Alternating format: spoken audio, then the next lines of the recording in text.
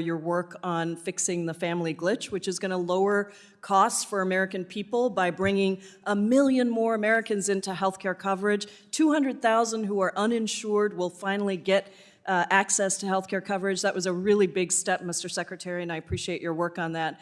On Title 42, thank you for following the science. I find it odd that my colleagues across the aisle would resist mask wearing or vaccinations, and yet you want to use a public health title. Title 42 is a public health title to keep immigrants out of the country. But we know that that is, unfortunately, the anti-immigrant sentiment is strong on the other side. Thank you for following the science and lifting Title 42. Also, thanks for all the incredible work that you've done to deliver COVID-19 vaccines and tests to patients throughout the country. You won't be surprised that I want to ask you about some of the profiteering that is happening with private insurance companies.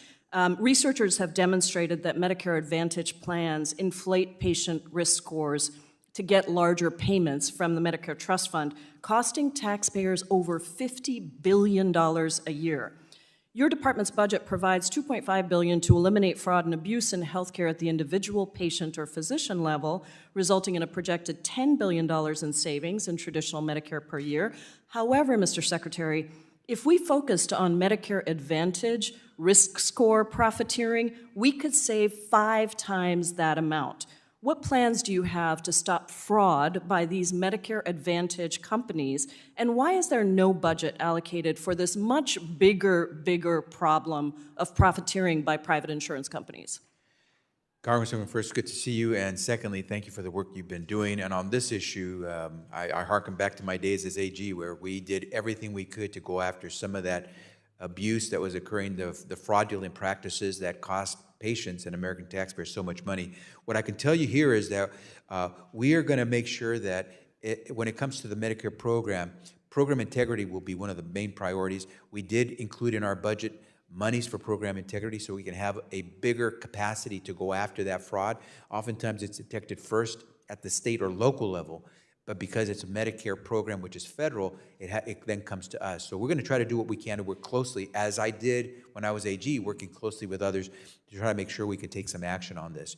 Medicare Advantage, there are clear signs that in many ways the Medicare Advantage is not giving taxpayers the full deal that they're entitled to, and so we will try to work with you to make sure we can make advances there. Well, that would be great to use some of that budget to crack down on these corporations. For Americans under the age of 65, the government pays over $300 billion per year to subsidize high private insurance premiums, while close to 1 in 5 medical claims are denied by these insurance plans.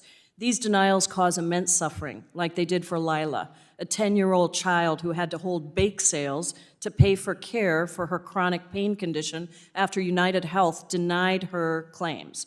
Does HHS intend to use the funding that you've set aside, this $2.5 billion in funding, for oversight to investigate wrongful denials of care by private insurance companies? I would love nothing more than to have those dollars available to do that, and I hope that you and your colleagues are successful in getting that money across the finish line in the budget. If we get it across, we're going to do everything we can to get it across. I just hope you use it to investigate some of the profiteering practices of these private insurance companies. Researchers reported that hospital emergency rooms participate in the highest price gouging in areas that serve patients of color and uninsured patients. Since many lawfully present immigrants are initially barred from accessing public health benefits like Medicaid and CHIP, they're more likely to be uninsured and become the victims of price gouging by hospitals.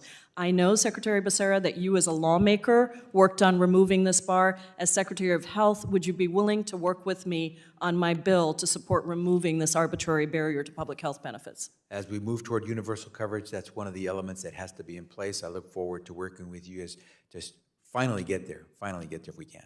Thank you so much, Mr. Secretary. Thank you. I yield back, Mr. Chairman. Thank you.